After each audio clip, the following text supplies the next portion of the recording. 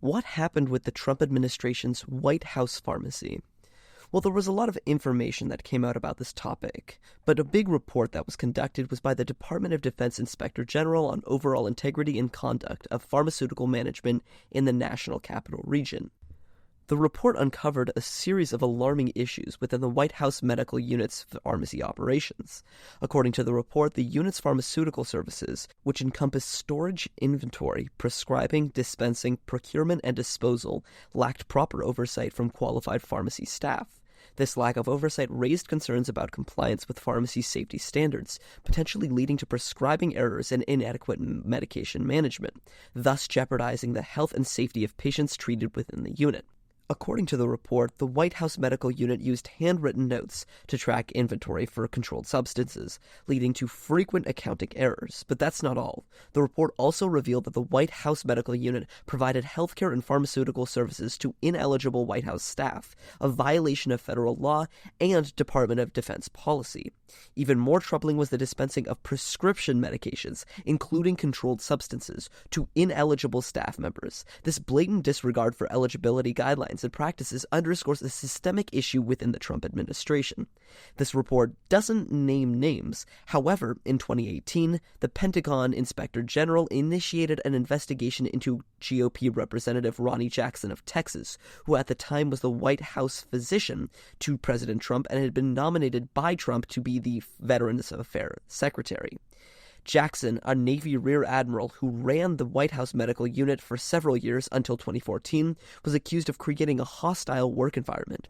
In 2021, the Pentagon watchdog released a report that found Jackson used Ambien during long official flights, and that witnesses had raised concerns about Jackson's potential inability to provide proper medical care. Former employees of the White House Medical Unit came forward, describing a culture where senior leaders directed eligibility practices that did not align with Department of Defense guidance.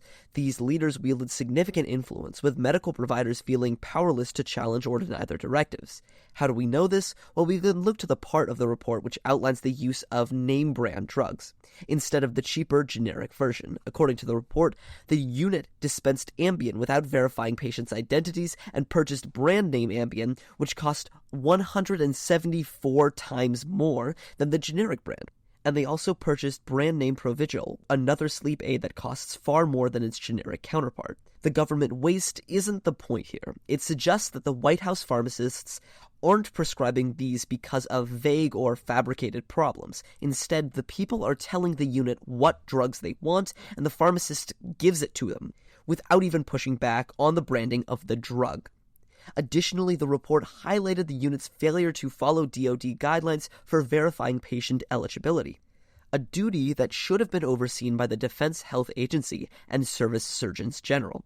The consequence, the military health system inadvertently funded care for non-DoD beneficiaries, with an average of 6 to 20 ineligible patients receiving services each week.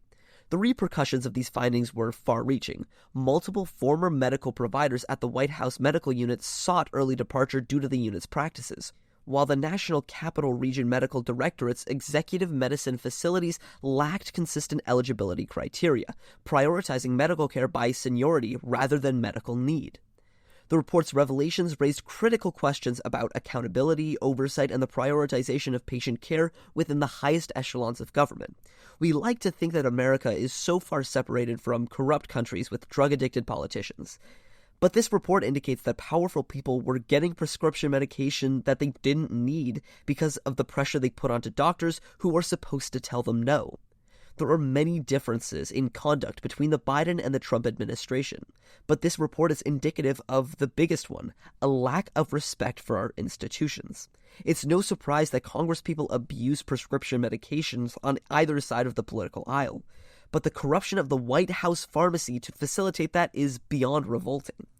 Just remember, when a study or a government report comes out, these people will claim that these institutions are biased.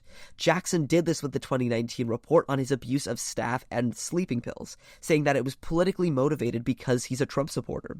But the reason there is so much reporting of these people's actions is because they have less respect for the offices. They're more corrupt, and they know that the vast majority of their supporters just don't believe whatever evidence comes out against them. Remember Matt Gaetz and his facilitation of trafficking minors over state lines? Neither do I, and neither do his supporters. So until we can come together and agree that these three-letter agencies are telling the truth in internal investigations, and that researchers who find that Trump's tax cuts didn't pay for themselves or improve the economy in any statistically significant way, aren't malicious or fabricating data, we are going to be stuck dealing with people with entirely different conceptions of reality, who are never going to change their minds on anything political because they have built up defense mechanisms to reject any contrary information. Personally, I'd like to avoid that kind of world, and the only way to do that is to make sure people like Trump stay out of office.